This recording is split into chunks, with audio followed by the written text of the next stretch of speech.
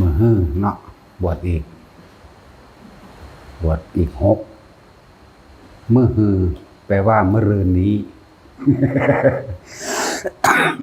แต่ฮื้ออีกยังคือปลาอีฮื้อคือปลาหมึกเหม็นๆเขาเอื่นปลาอีฮื้อถ้ามือฮื้อนี่แปลว่าเมื่อรืนนี้มื้ออื่นแปลว่าพรุ่งนี้มื้อฮื้อแปลว่าเมื่อรืนนี้ ต้องแปลซะก่อนมีการบวชเข้ามาอีกบวชภิกษุใหม่6นะการบวชก็เป็นของทำได้ยากอีกอย่างหนึ่งอยู่แล้วถ้าจะเว้าเรื่องความยากนะสิ่งที่เกิดได้ยากที่สุดคือพระสัมมาสัมพุทธเจ้าเป็นสิ่งที่เกิดขึ้นได้ยากที่สุดความเกิดเป็นมนุษย์ก็เกิดขึ้นได้ยากที่สุดคนที่ตรัสรู้ซึ่งความจริงสัมมาสัมโพธิญาณและบุคคลผู้ปฏิบัติธรรมก็ยากอีกบุคคลผู้นำธรรมะนั้นออกมาแสดงก็ยากอีกเด้เพราะมันธรรมดาเด้เพราะมันธรรมดาเด้อนั่นแหละการบวชเข้ามานี่ พุทธเจ้าคงจะยกย่องอยู่ได้ล่ะนักบวชก็ดีถ้าไผก็ตามนี่ถ้ามีความศรัทธาในคำของพระศาสดาศรัทธาในหนทางแห่งการปฏิบัติเพื่อตนเองนำตนเองให้พ้นออกจากทุกข์ได้จงโกนหัวได้หนวดเข้ามาบวชในพุทธศาสนาเถิดเด้มีกับของเฮ็ดได้ยากอีกคือกันอยู่แล้วต่อมาบวชเข้ามาแล้วปฏิบัติธรรมก็เป็นของยากอีกเนาะ แล้วผู้บัดบุคคลผู้ฝึกตนดีแล้วจึงฝึกผู้อื่นได้ด้วยได้บัดบางองค์เพิ่นบรรลุแล้วเพิ่นบ่สอนก็มีเด้เงียบไปเลยนี่แหละจึงบอกว่าบุคคลที่สินำธรรมของพระพุทธเจ้าออกมาแสดงก็ยากเข้าไปอีกเนาะเนี่ยความยากต่างหลายอย่างพวกเฮามาพบมาเห็นแล้วจะปล่อยกลับไว้จับพระรัตนตรัยไว้เอาธรรมเป็นใหญ่ไว้นะที่ได้ยินได้ฟังแล้วก็พากันคุยเอาถึงเฉพาะเรื่องยอดของมันบอกตั้งแต่เรื่องอรหันต์ต้องอย่างนั้นอรหันต์ต้องอย่างนี้โอ้ยมันบ่ไปถึงไหนดอกอันพวกยังสั่นแล้วเขามาเราเป็นผู้วิเศษเป็นผู้หูทิพย์เป็นผู้ตาทิพย์เป็นผู้ดลบันดาลมื้อนี้แล้วกันเลยดลบันดาลในผู้นั้นรวยผู้นี้ทุกข์ยากหรอหรือหูทิพย์ตาทิพย์เป็นผู้รักษาโลกหรือว่าเป็นยังก็แล้วแต่แล้วเอิ้นว่าเป็นผู้วิเศษส่วนมากเฮ็ดกระตุ้นเฮ็ดของขังดูดวงดูหมอสะเดาะเคราะห์มื้อนี้บวชเข้ามาแต่ยากแล้วนี่แหละจังว่าคนปฏิบัติเนี่ยยากนั่นแหละนั่นว่าพวกเฮาอย่าพึ่งพากันประมาทเอาเฉพาะตนโลดทำโดยสุดส่วนก็คือถึงที่สุดแล้วมันเป็นเรื่องเฉพาะตนจริงๆเด้บ่แม่นเรื่องเฮาสิเอาความรู้สึกบ่แม่นเรื่องเฮาสิอธิบายให้คนอื่นได้รับรสแห่งธรรมได้รู้ความศิวิไลในธรรมที่พวกเฮาประสบพบตามความเป็นจริงมานี่ยากคือมันธรรมดาเลยฉะนั้นจึงบอกว่าซ้ำใดซ้ำหนึ่งก็ปล่อยไปบ่ต้องอธิบายเฮาบ่ต้องไปอธิบายหยังมากมายหรอกเว้านิดๆหน่อยๆก็ฟังเบิ่งแล้วบ่คือปล่อยโลดบ่ต้องเว้าคือบ่ต้องอธิบายขยายความเพื่อให้เขาเห็นดีเห็นงามกับตนดอกจักว่าล่ะนั่นคือเฮามาปฏิบัตินี่เฮามานี่เฮาบ่ปฏิวัติใจตัวเองขัดใจตัวเองขืนใจตัวเองบังคับใจตนเองเด้สิมาปฏิบัตินี่เพราะความเคยชินของเฮามันไปทางต่ำอยู่แล้วแต่เสียงเพลงอยู่ไสนี่หูวังเอาโลดล่ะจะไปโลดมันสิคิดคำนวณทางไว้เลยเด้แต่ว่าวงดนตรีอันนั้นมาอันนี้มาคิดคำนวณทางไว้แล้วหาหมู่ไว้แล้วเนาะธรรมดาบ่นั่นแหละคือมันไหลไปตามทางต่ำฉะนั้นคนที่ต้องบ่สนไผจริงๆเด้ต้องบ่ได้เอาคำค้นเข้ามาเปรียบเทียบตัวเองบ่ต้องไปแค่ไผไม่ว่าย่านเขาว่าบ่ดีย่านเขาว่าผิดบ้านผิดเมืองหรือย่านเขาว่าบ่เฮ็ดน้ำบ้านน้ำเมืองบ่ต้องไป มีคำอธิบายยังกับเขาดอกมันธรรมดาของ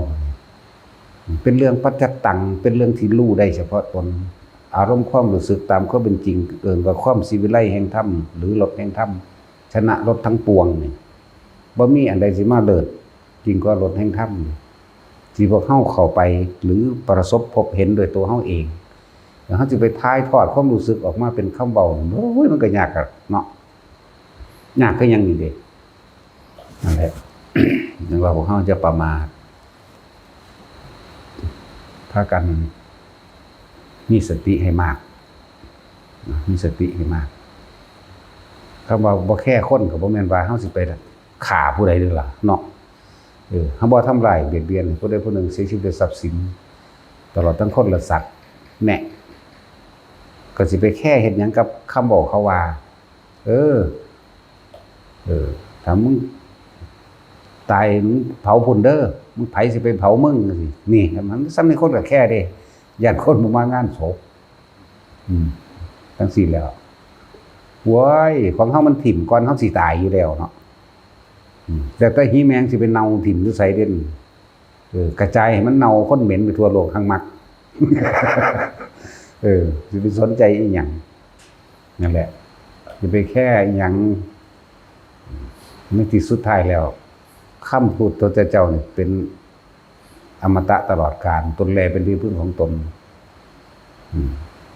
สุขหรือทุกข์เขาสร้างเองพ้นหรือบ่พ้นเขาพ้นเองหรือบ่พ้นเองเด้บ่แม่นผู้ใดผู้หนึ่งสิมาเฮ็ดให้เฮาพ้นเด้ขนาดนี่นะเอาง่ายๆนี่นะเฮ็ดหน้าก็ยังเฮ็ดกินเอาเองเด้อถ้าบ่จ้างมันสิมาบ่แม่นบ่ล่ะจังซี่แล้วเฮ็ดหน้ากินเอาเองอยู่แล้วบ่ไปลักบ่ไปเบียดเบียนข่มเหงผู้ใดแล้วมันก็อยู่สบายนี่แหมแค่นี้นึงไว้พวกเฮานั่นน่ะอย่าประมาทไปนิพพานบ่ได้สูญหายไปไหนอยู่ในห้างเหมือนเดิมบ่แม่นของว่าศาสตร์เราสิไปเอาศาสตร์หน้าหรืออีก100ศาสตร์พันศาสตร์หรือเท่าใดในภายภาคหน้าเดี๋ยวนี้แหละเอาเดี๋ยวนี้แหละ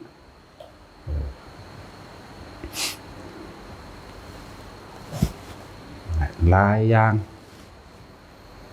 คือเฮาเห็นพระหน่อยลงเขาไปทุดงค์เด้อไปเครื่องนึงแล้วล่ะไปทุดงค์นั่นน่ะทุดงค์ถูป่าไปบางพวกก็ไปถูดงถูป่าพวกกรรมฐานจริงก็มีพวกกรรมฐานก็มีกรรมฐานกับหาแต่เรื่องเผาใหม่เจ้าของเองแต่พวกกรรมฐานใกล้แน่มีฐานที่ตั้งโดยสมาธินั่นแหละมีทั้งกรรมฐานทั้งกรรมฐานทั้งถูดงเนาะทั้งทุดง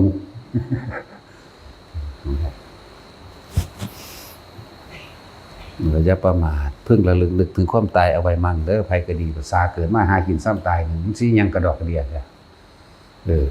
ให้หากินอยู่ดิหางฟังดีๆเนี่ยแปลว่าหากินซ้ำตายบ่แม่นบ่หาเข้าใจว่าล่ะปัจจัย4เครื่องอาศัยของหมู่สัตว์ทั้งหลายอาหารยารัสโลกเครื่องห่มที่อยู่อาศัยไปซ้ำตายใช่แล้วนั่นแหละเป็นนั่นคือว่าหากินซ้ำตายบ่ให้ประมาทในการไปเบียดเบียนทำร้ายผู้อื่นให้เสียชีวิตและทรัพย์สินบ่ให้ไปรังแกบ่ให้ไปข่มเหงแล้วพวกเฮาฟังเสมอก็ยังยากอยู่ภาษาหยังกับผู้บ่ได้รู้จักหยังเนาะแต่มาหาหน่อไม้ก็ว่าบ่ให้หาหน่อไม้บ่หาเก็บเห็ด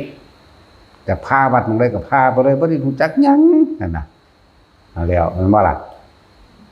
อันนั้นอันนี้มันคือบ่ไปหาอยู่เฮือนมันบุก็สั่นก็ให้คนไปหาอยู่ที่เจ้าของตัวว่าบ่หานั่นหานี่แต่ของยังหวงเนาะเฮาบ่ได้หวงดอกแต่ว่าเขาหาวิธีซื่อๆวิธีเฮ็ดให้คนสั่งเป็นธรรมดานั่นแหละของพวกนี้นั่นแหละคือเครื่องทดสอบถ้าบ่มีสิ่งทั้งหลายเหล่านั้นเฮาก็บ่ฮู้ว่าสิเฮาสิผ่านแนวใดนั่นแหละทั้งว่าคำสรรเสริญคำนินทากล่าวตูใส่ร้ายต่างๆเฮ็ดให้เฮาเกิดปัญญาเด้อถ้าบ่ถูกรังแกข่มเหงเฮาก็บ่สู้เด้ เขาก็ธรรมดาอยู่ ถ้าถูกรังแกข่มเหงก็สู้ตัวถ้าผู้ป่วยก็บ่รักษาเนาะรักษานี่คือรักษาเพื่ออยากให้มันหายนั่นแหละสั้นๆแล้วหายแล้วก็สิได้แล่นไปกุ้นในแล้วหาลำหารวยไหม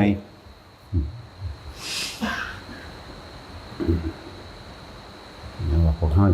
เตือนย้ำอยู่เสมอเป็นหยังว่าถ้าระลึกนึกถึงความตายมันก็บ่ประมาทเวลามันสิอารมณ์ร้อนอารมณ์โมโหอารมณ์บ่ได้ดังใจโอ้เกิดมาหากินซ้ำตายนึงดอกเว้ยก็จะเอาหยังก็ดออาชีพในการเลี้ยงชีพของตัวเองก็มีอยู่บ้านหรือที่ดินในการทำมาหากินก็มีอยู่ห้วยน้องของบึงก็มีอยู่ก็หากินไปตัวทั้งสั้นแล้วจะไปสนหลายภาษาศักดิ์ศรีเนาะบ่ยอมกันเพราะว่าความเห็นนั่นก็ศักดิ์ศรีเอาความเห็นความคิดเห็นของเป็นไงนั่นว่าค่อยเฮ็ดไปสั่งสมไปขอให้ทุกคนตั้งอยู่ในลมหายใจนั่นมันจะไปมองอื่นแต่อยู่ในลมหายใจใด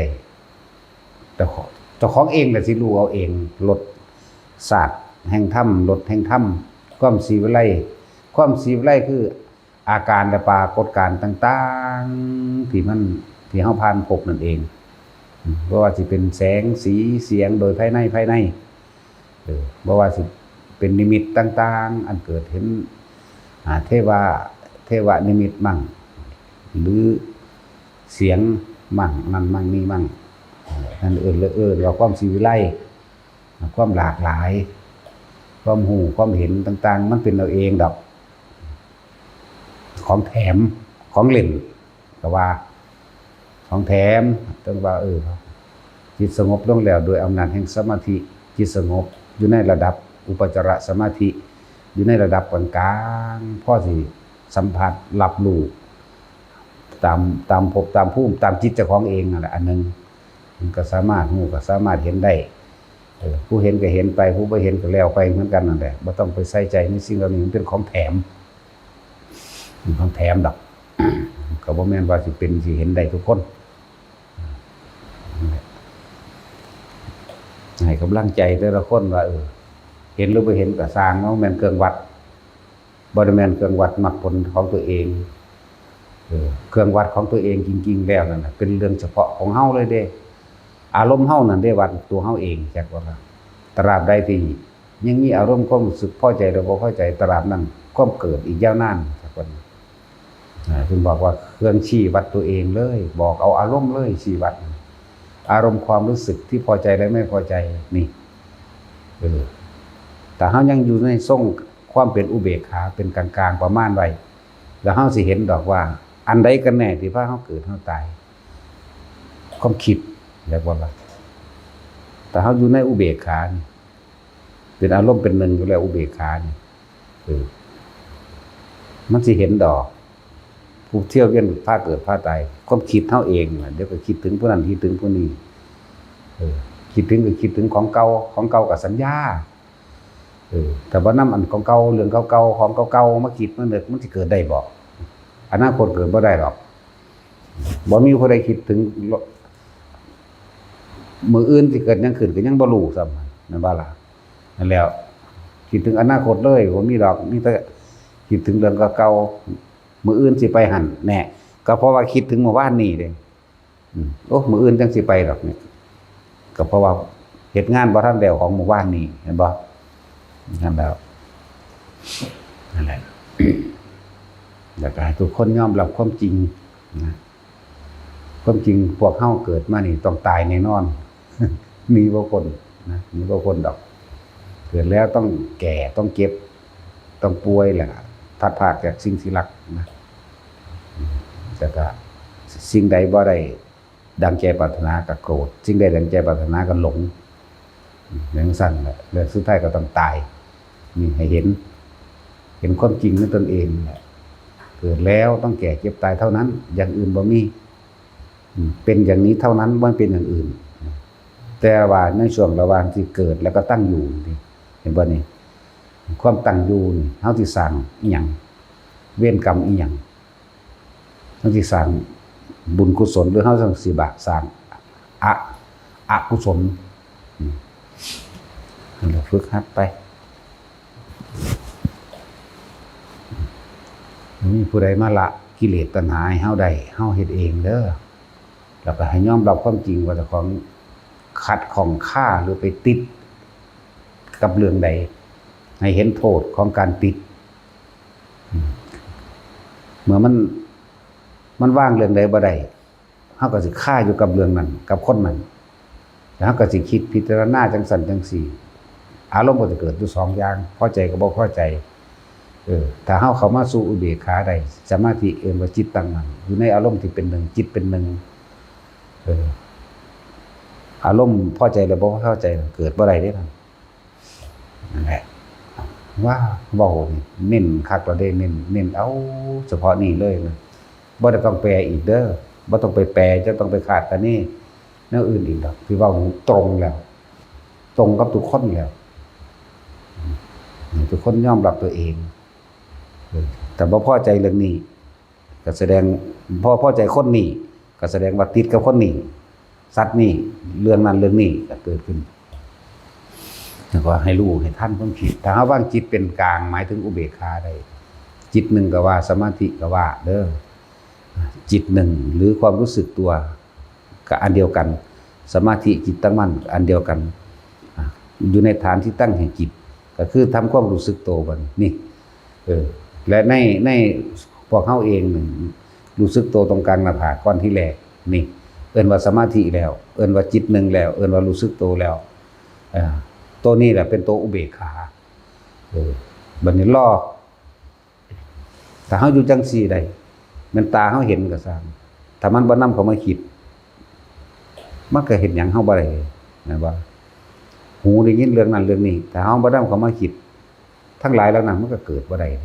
นี่แม่ตัวเกิดตัวตายตัวจับเอาตรงนี้ให้มันทันนั่นแหละฝึกไปเรื่อยๆที่เว้ามานี่ตัวเฮาเองได้รู้ดีกว่าคนเป็นแล้วเข้าใจได้นี่เห็นบ่คนบ่ทันเป็นสิคาดคะเนเอาซะก่อนคิดเฮ็ดหัวสิเงียงนั่นแหละ คิดเอาแม่นดูพุ่นน่ะคิดเอาทั้งเกิดหลายเรียกว่ามีแต่ความสงสัยไปเลยสงสัยไปเลยเฮ็ดเอาต้องให้มันเข้าถึงความรู้สึกของเจ้าของจริงๆนั่นแหละเฮ็ดไปซ้ำตายเฮ็ดไปอย่างอื่นได้เฮ็ดไปซ้ำตาย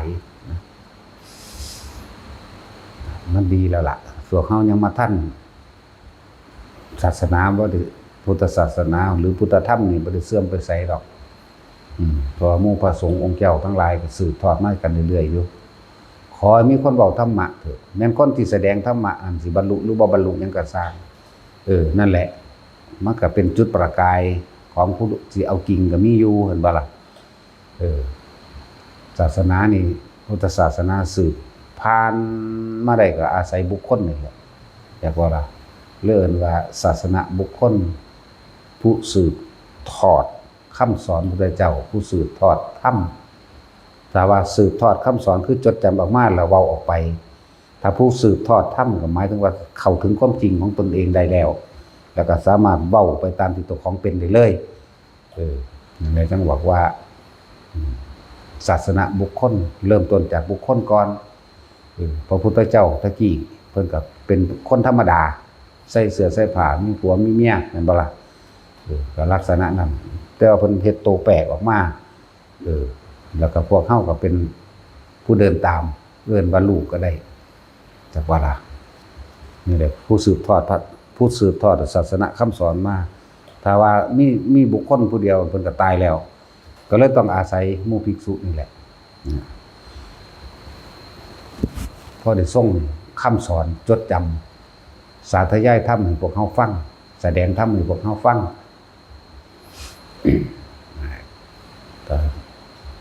ผู้ใดต้องการเฮาบ่ทันพระพุทธเจ้า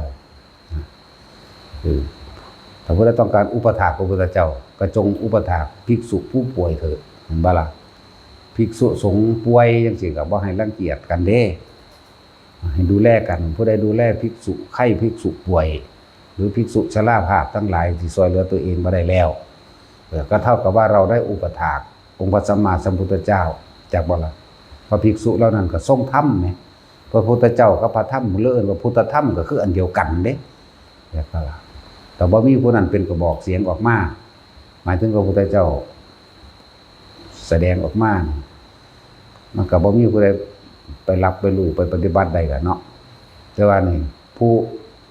รับเอา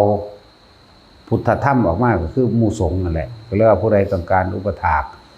พระพุทธเจ้าก็จงอุปถากดูแลหมู่ภิกษุสงฆ์ผู้เจ็บไข้ได้ป่วยนะสั่นแต่สิ่งทั้งหลายเหล่านั้นก็ย้อนขึ้นมาเป็นของเฮาเองหรอกคนที่บ่เคยช่วยเหลือไผอย่าหวังว่าจะได้รับการช่วยเหลือเข้าใจบ่ล่ะ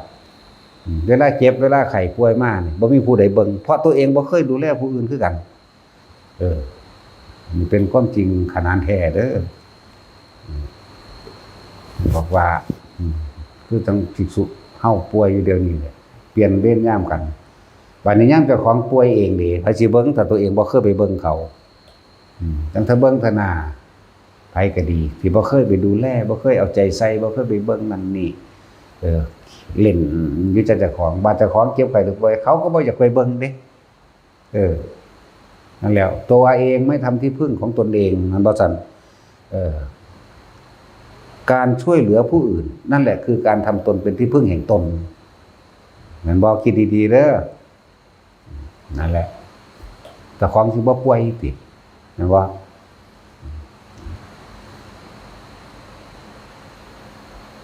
บ่เคยไปเฮ็ดน้ำไผบ่เฮ็ดน้ำเพิ่นได้บ่ได้สนใจบาดเจ้าของป่วยมาสิไปอย่าไปโอดครวญกับไผได้บาดนี่เนาะว่าผู้นั้นบ่เบิ่งผู้นี้บ่เบิ่งก็เจ้าของเองบ่เบิ่งเขาแต่ว่าการดูแลนี่คือต้องเอาใจใส่นำเด้หลวงพ่อเว้าอยู่ตลอด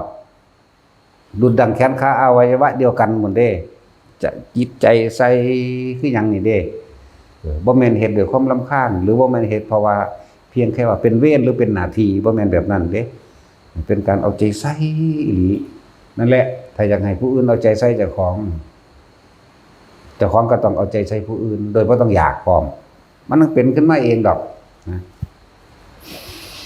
อันนี้ทรงของผู้ดูแลภิกษุไข้ภิกษุป่วยมันก็ย้อนสะท้อนขึ้นมาหาตัวเองแหละตัวเองไม่ค่อยป่วยเด้ว่าสิบอกให้เด้อ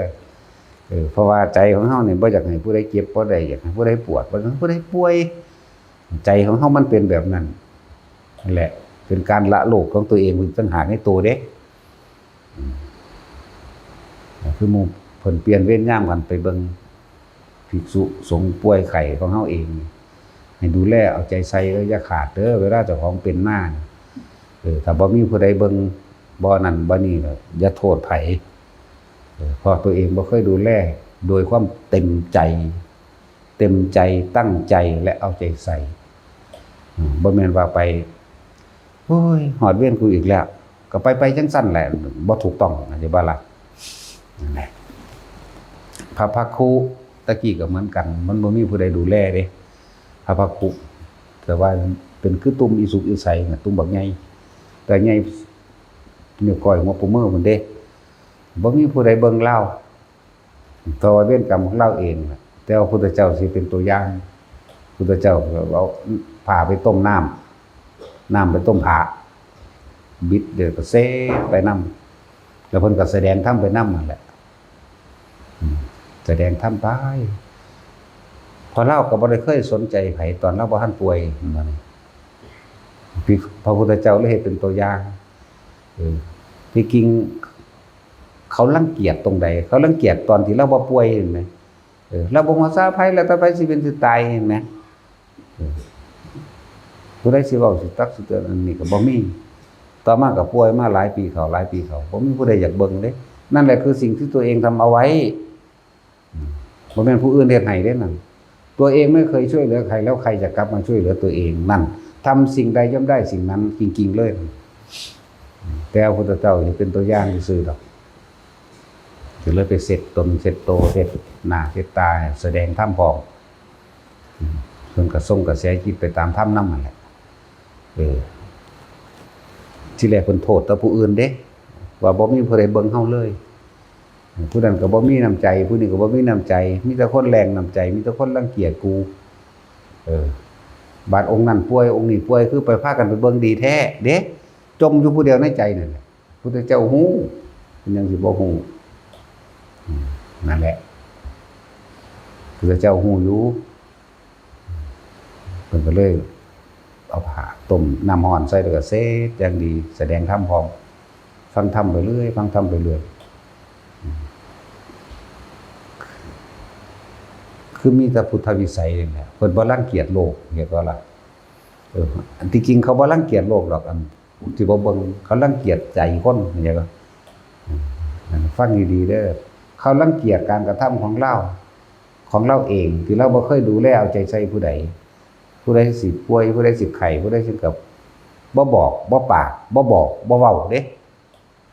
แหละเพิ่นมีฮอดประการปรับอาบัติพร้อมเด้บัดนี้จักว่านี่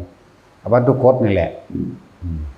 ถ้ารู้ว่าภิกษุไข้ภิกษุป่วยแล้วไม่ดูแลซึ่งกันและกันภิกษุผู้ใดเห็นอยู่เพิ่งเป็นอาบัติทุกกฎจักว่าล่ะจังซั่นเด้นั่นแหละมันสิเป็นเหตุแห่งการบัญญัติธรรมเพิ่นก็เลยต้องเฮ็ดเป็นตัวอย่างหลังจากพุทธเจ้าเสร็จแข้งเสร็จขาเสร็จตีนเสร็จมือยังให้แล้ว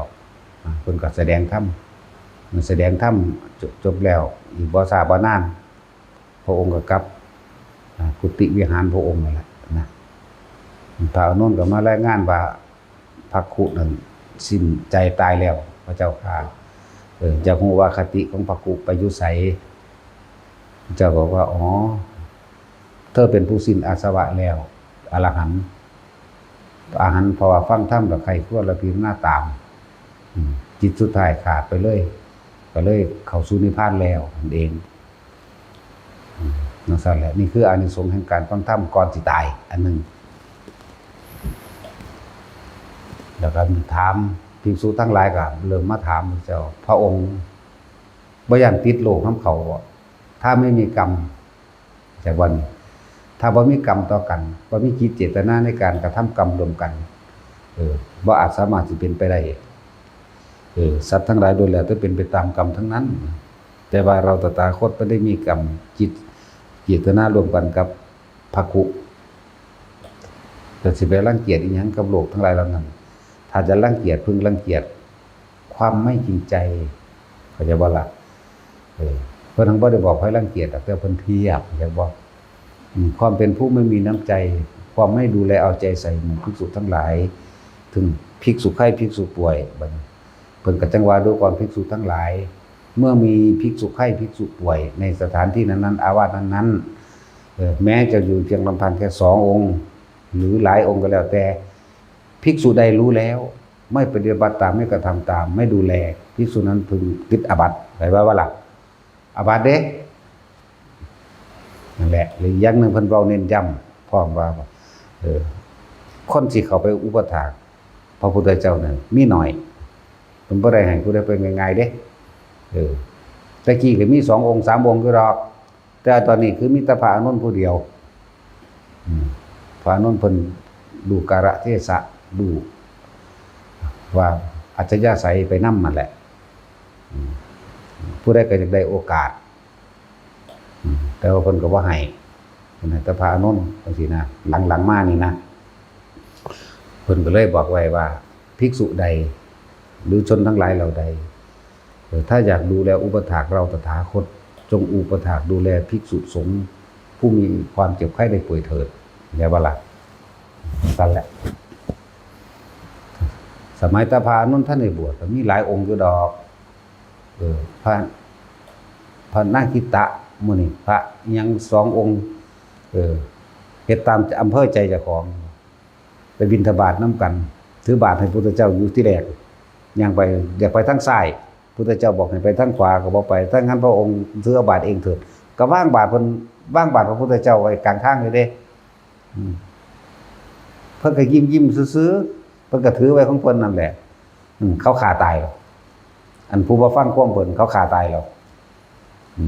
อีกองค์นึงบัดนี้พระยังอีกล่ะลืมชื่อเพิ่นแล้วมันก็ตรงไปนำกัน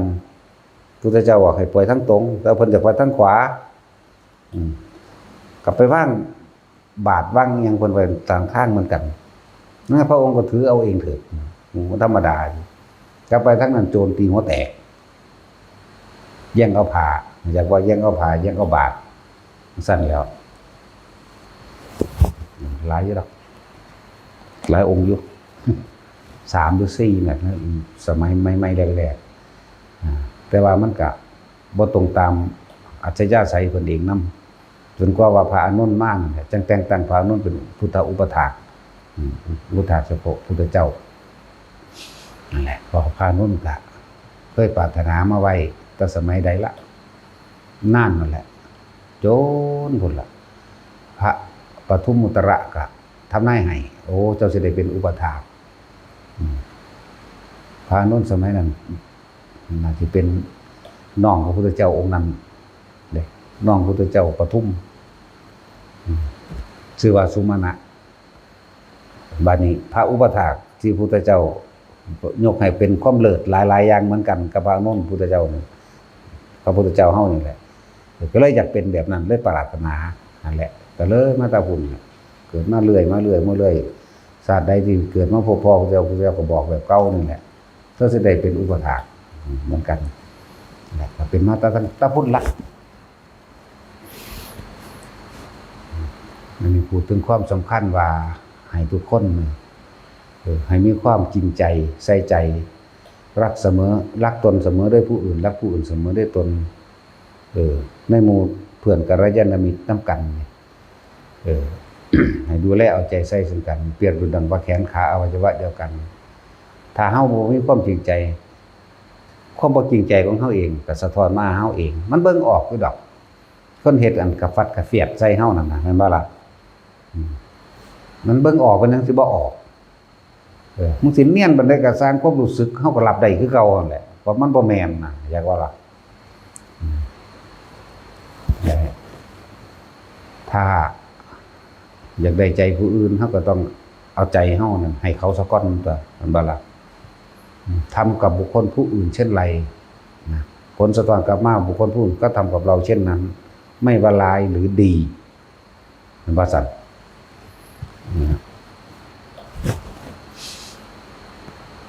แต่อีกอย่างนึงคือมื้อนี้พาก็น้อยลงอยู่หรอกหมายถึงทั่วประเทศนี่หรือทั่วโลกรวมแล้วมันพอ2 ล้านบ่ทั่วโลกนี่แต่ว่าตราบใดยังมีศาสนบุคคลผู้เผยแพร่ธรรมะเป็นแนวทาง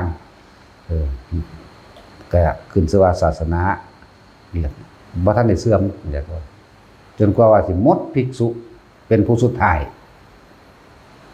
จึงจักเสื่อมไปอันตรธานแห่งบุคคลจักว่าอันตรธานแห่งภิกษุแม้นว่าสิมีผ้าเหลืองน้อยห้อยหูลูกผูกไปตามขอแขนก็สร้าง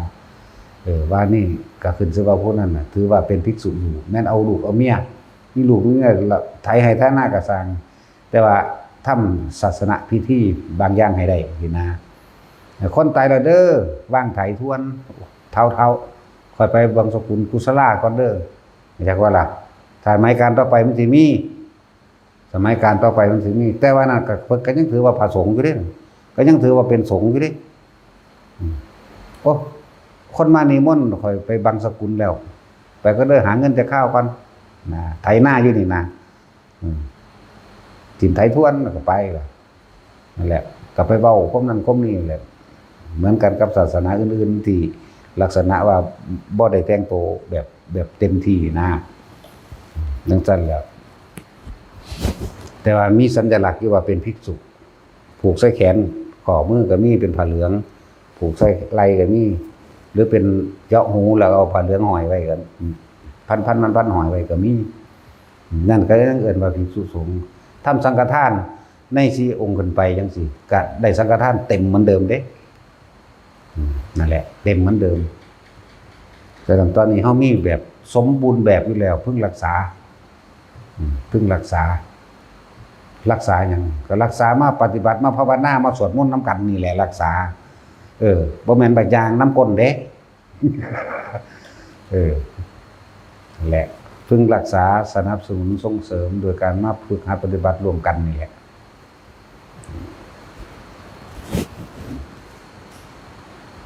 เมื่อศาสนาบุคคลผู้แสดงธรรมหายสิ้นหมดเมื่อไหร่เมื่อนั้นแหละจังสื่ออื่นสื่ออันธานไปแม้กระนั้นบัดนี้มันยังมีอีกต่อหนึ่งอยู่เด้ผู้ได้กระสร้างที่จะบวชเพิ่นย่นลงมาให้เรื่อยๆเดี๋ยวนี้อาศัยสงฆ์4รูปขึ้นไปเป็นบ่ล่ะบัดนี้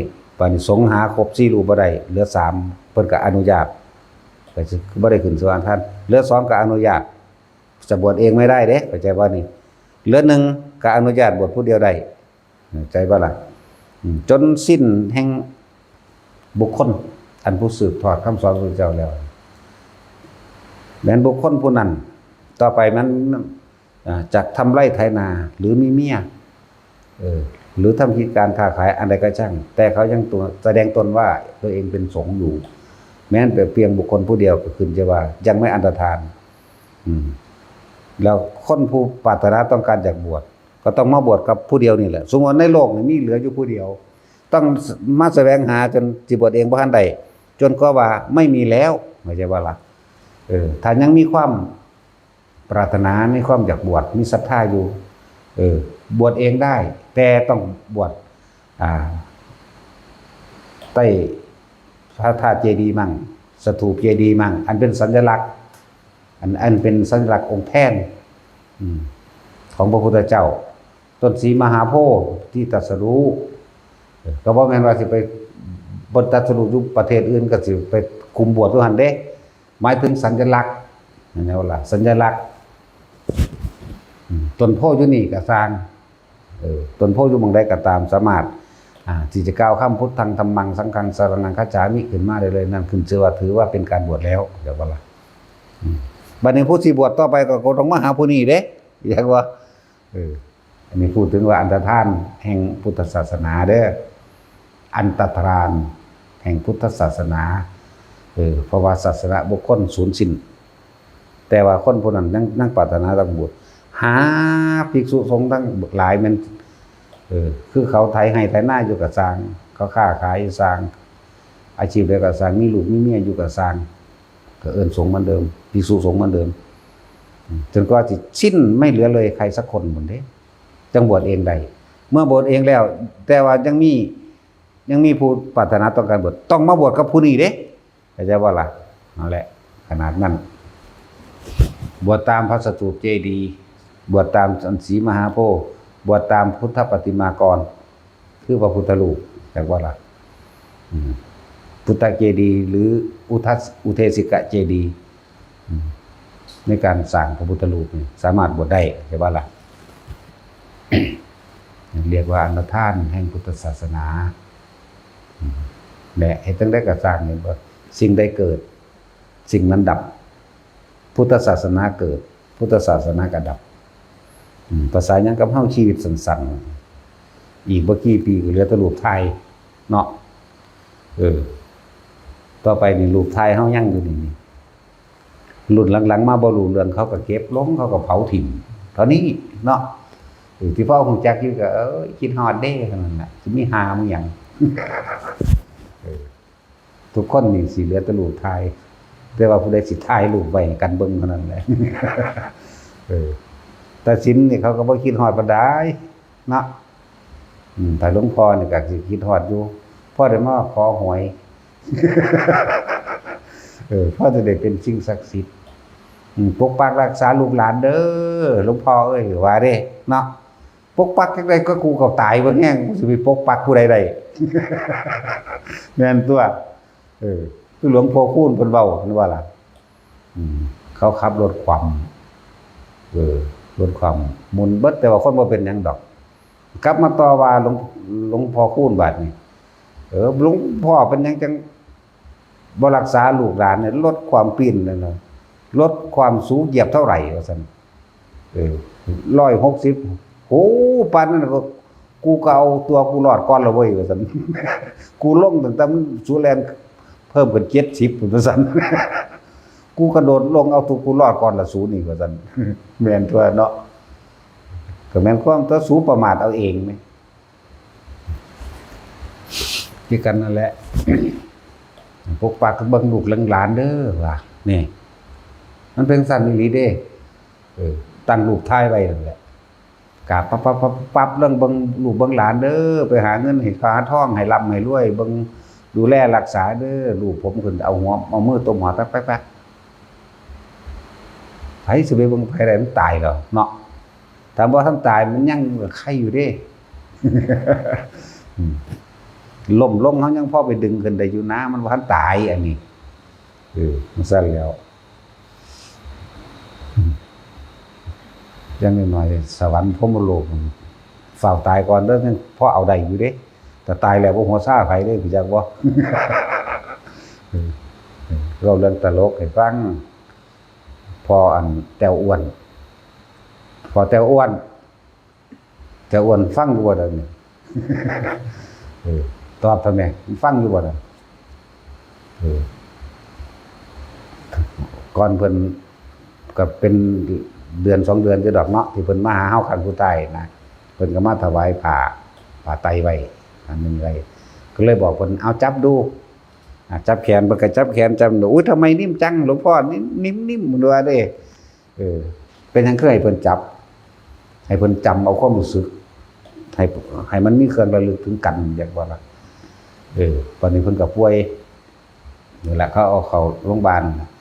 พวกนี้ก็โทรมาถามว่าจะให้ทำยังไงนั่นว่าแต่มีแต่บอกว่าให้พูดถึงเรื่องหลวงพ่อบ่อยๆกับให้เอารูปให้เบิ่งเท่านั้นเด้ก็คนมันสิตายเนาะอยากว่าล่ะถ้ามันสิบ่ตายอย่างนึงอยู่ดอก ก็สิบอกอย่างนึงอยู่อันนี้คนมันสิตายแล้วก็มีแต่บอกให้ย้ำเตือนว่าจำหลวงพ่อได้ไหมนะว่าจับหลวงพ่อนิ่มไหมนั่นน่ะมันก็เป็นเครื่องระลึกตัวเขาก็คุยไปนี่แหละเพิ่นก็จื้อได้แล้วเขาก็เอารูปภาพเฮานั่นก็บ่ทันตายมันยังซอยได้อยู่เข้าใจบ่นี่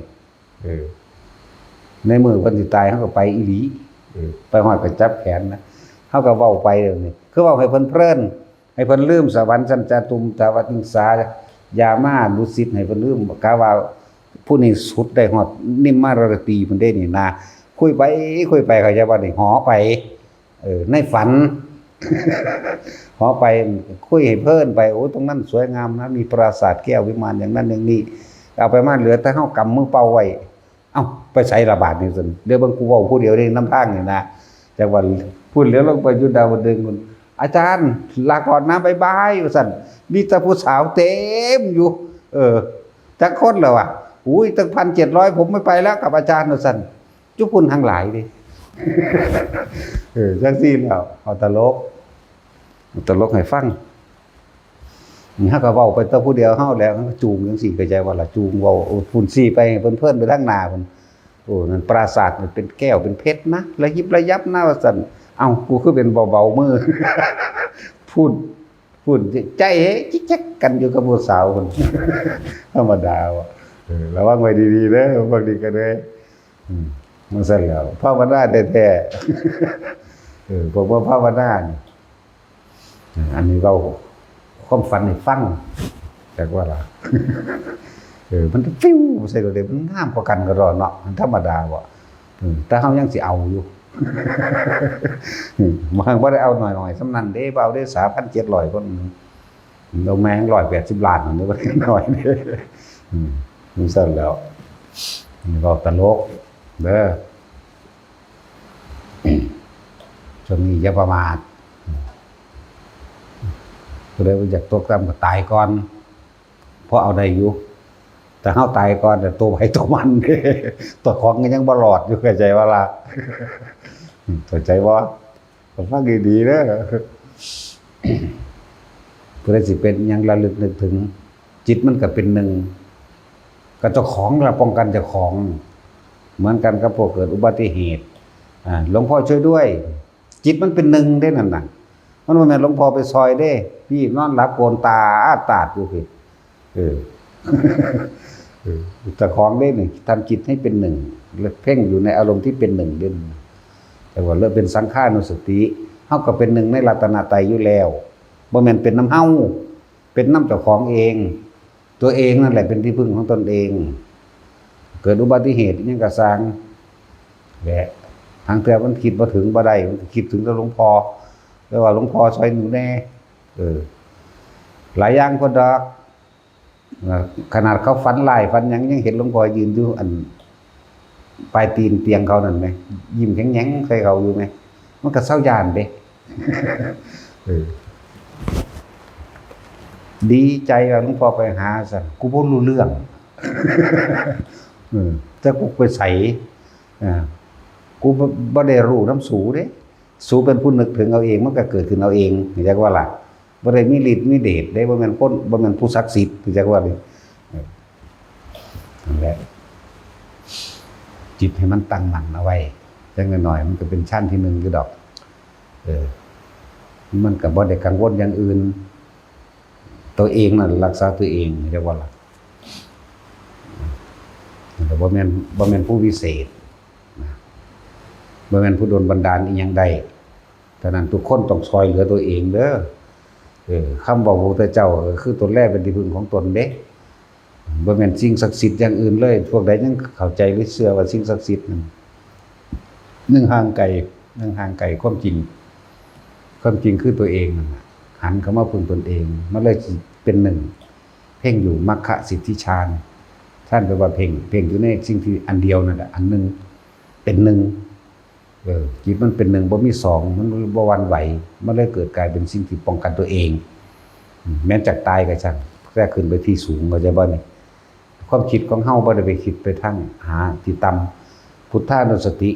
คิดถึงระลึกถึงพุทธเจ้าเป็นอารมณ์มันธรรมานุสติใครควรพิจารณาคำสอนต่างๆตามความเป็นจริงสังฆานุสติคิดถึงพระสงฆ์ที่เคารพนับถือทั้งบ่แม่นพระสงฆ์องค์นั้นไปซอยเด้เพราะจิตเป็นหนึ่งเพ่งอยู่ซอยตัวเองนั่นแล้วไปทั้งสั้นครับนั่นก็แค่เป็นหนึ่งอยู่ในพระรัตนตรัยซื่อๆเป็นลุ่มร่วงดอกบ่แม่นเด่นๆเลยจะว่านี่มาสรุปให้ฟังว่าตัวเองนั่นแหละเป็นที่พึ่งของตนเองว่าเขามีเครื่องระลึกถึงพระสงฆ์ที่เคารพนับถือมันตลอดพ้นได้อยู่แต่ว่าอีหยังก็สร้างได้ว่าสุภพทำบ่ได้เด้ที่สุดก็คือทำคือยอมรับตามความเป็นจริงเฮาใครควรคือหน้าตามความจริงสัตว์ทั้งหลายเกิดแล้วที่จะไม่แก่ไม่เจ็บไม่ตายไม่มีโล่งใจเป็นสัมมาทิฏฐิมันลงมันบ่มีข้อตกเถียงบ่มีข้อถกข้อเถียงหยังเลยหนีบ่ออกสิใช้เหตุผลกลใดก็ช่างบ่อาจสามารถพ้นจากความตายไปได้นี่แม่ยอมมันนานั่นแล้ว จังว่าเฮาจะไปนำเรื่องผู้อื่นเข้ามาเป็นเรื่องเป็นอุปสรรคของตนดอกของค่าหยังอยู่กับผู้อื่นข้อห้ามของผู้อื่นย่านเขาว่าบ้านเจ้าของก็มีวัดตายแล้วมึงสิไปเผาไสก็บ่เผาอยู่นี่ก็จะไปสนใจจักว่าล่ะไผสิเผาหรือบ่เผาก็สร้างแม่นเป็นหยังเนาะปล่อยมันเน่าขับประเทศหรือขับโลกนี่ก็ปล่อยมันเน่าไปหยังแล้วสิไปเงิดไปแค่หยังบ่ได้ไปทำลายไผแม่ก็มาวัดนั่นแหละเพิ่นให้เลือกก็ได้ล่ะโดยคำสอนพระเจ้าเพิ่นบอกว่าหน้าดีเป็นแบบใดหน้าดอนเป็นแบบใดทำน้อยได้มากเป็นแบบใดหน้าลุ่มหน้าดีหน้าดอนหน้าท่ามันเป็นแบบใดทำมากได้น้อยนี่ขาดทุนว่าซั่นเพิ่นแล้วสร้างกำแพงแก้วเด้อช่องละ5,000ช่องละ10,000จักว่าล่ะสร้างกำแพงวัดนั่นแหละเขาว่ากำแพงแก้ว ช่องละ10,000มั่งช่องละ1,000มั่งผู้ใดอยู่ถือเสานี่15,000มั่งแม่นว่าล่ะมันมีอีหลีได้แบบนี้มั้ยตัวเอาเงินกันนะบัดนี้โอ้ยย่านบ่มีหม้องไว้กระดูกนำเขายืมมาก็มีเนาะขายนั่นขายนี่ใส่โอ้ยเยอะแยะแนวมันนี่เดี๋ยวนี้สร้างปูศรีสุโธกรณาเขตเลศเด้อหาเงินไปสร้างคือจักบ่นั่นทำมากแต่ได้น้อยอันส่วนใดก็ได้อยู่ดอกส่วนใดก็คือส่วนท่านที่เจ้าของยังคงค้างคงเดิมบ่มีอานิสงส์ต่อไปในภายภาคหน้ายิ่งไปมีความเชื่ออย่างหนึ่งอีกผลท่านของท่านมีเหมือนเดิม ไงบ่นี่แต่ว่าอานิสงส์ถ้าสร้างสิ่งเหล่านี้มันบ่มีเด้เจ้าสิฟังธรรมจังได๋สิไปเข้าใจได้เจ้ารอคอยให้ตั้งแต่สิ่งศักดิ์สิทธิ์อันดลบันดาลให้เจ้าเอาไปมาเลยดีบ่ดีบ่ได้หยังแต่ว่ามันบ่สูญหายของท่านเมื่อถึงการเวลาขึ้นมารับมันก็รับคือเก่านั่นแหละขึ้นอยู่ที่ตัวจิตเจตนาจากว่าล่ะพวกเจ้าไปสร้างไว้แล้วก็ระลึกนึกถึงปู่เอ้ยเบิ่งลูกเบิ่งหลานเด้อไปทำมาค้าขายเลี้ยงเงินเลี้ยงทองเลี้ยงทรัพย์เด้อเมตตาว่าพวกเจ้าสร้างเพราะหวังว่าจะให้เขาดลบันดาลบ่ให้เจ็บบ่ให้ไข้บ่ให้ป่วยให้มีอายุยืนพวกนั้นน่ะเป็นความเห็นผิดตายแล้วดีบ่ดีก็ตกลงนรกหรือเปรตหรือสัตว์เดรัจฉานกลายไปเป็นบริวารของพวกงูเด้งูเขียวเกี่ยวกับปอมมันนั่นแม่นเบิดเด้บริวารของพวกนาคเบิดเด้นั่นจากวันสัตว์มีเท่ามากที่เข็บมื้อนี้บริวารพวกนี้เด้สิบอกให้เด้อมีเข็บไม่งอดสัตว์ไม่มีเท้าบัดนี้ก็เป็นพวกงูนั่นแหละ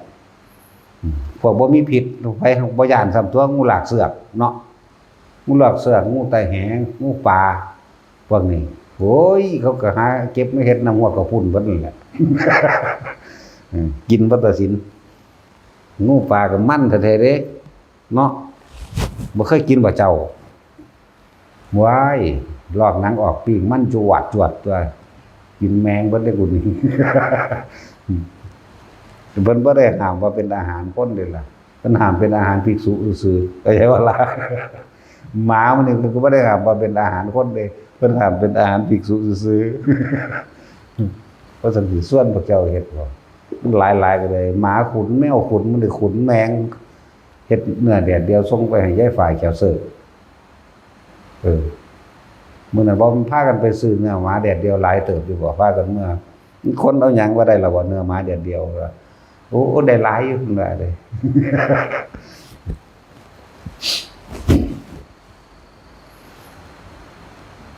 จังว่าทำมากได้น้อยดีไม่ดีไม่ได้เลยถ้าจะเว้าเรื่องส่วนใดการท่านสิ่งเหล่านั้นมันเป็นประโยชน์อยู่กำแพงห้อมล้อมอันนั้นนี่ไว้มันเป็นอยู่แต่ว่าอานิสงส์ของพวกเจ้าอยู่ที่พวกเจ้าให้ความหมายหรือให้ความเห็นเด้คิดบูชานาคบูชาหยังก็แล้วแต่พวกสร้างนาคสร้างขุดสร้างหยังอีกล่ะยังบอกยังมาเขาเอิ้นบอกอันโลกขาดสารอาหารนะเขาเอิ้นหยัง แบบใครยังสินะกุมารทองกุมารทองบุนี่บริวารผีวัดล่ะพวกจังซี่จักว่านี่ไปเกิดในเมืองผีอีกอย่างหนึ่งเด้อเรื่องลึกลับซับซ้อนมันมีมากมีเยอะแยะถ้าเว้าแล้วเฮาก็สิไปคอยตามนั้นจังซั่นอีกจักน้อยนี่เกี่ยวเข้าดอนถึงฤดูกาลหมู่นาคสู้กันเด้หลังจากเข้าขึ้นแล้วก็ถึงหมวกอันพวกภูมิเทวดาตลอดทั้งสวรรค์สัญจาตุมสู้กันก็มีเด้หมุนกันอยู่วังสั่นเด้เยอะแยะนะแนวมื้อนี้นั่นแหละล้วนแล้วแต่พวกหลงผิดจักวันหลงผิดคิดว่าพวกนาคทั้งหลายพวกขุดทั้งหลายคือสิ่งศักดิ์สิทธิ์ยังกายแก้วยังเขาเว้าโอ้ยปีศาจคักๆโอ้ยหาเห็ดตัวตีตัวแดนนั่นแหละพวกเฮาได้ฟังคำสอนพุทธเจ้าเป็นอันตามความเป็นจริงและบริสุทธิ์ตามความเป็นจริงบ่เข้าใจเด้เพราะว่าตัณหาขวางไว้เบิดเวลาให้ทานก็มีแต่อยากถูกหวยรวยเบอร์เนาะก็รวยแต่เบอร์นั่นแหละอันซื้อมานั่นแหละผู้ได้ซื้อลอตเตอรี่ก็กองเก่งเพ่งเต็มกระลังอยู่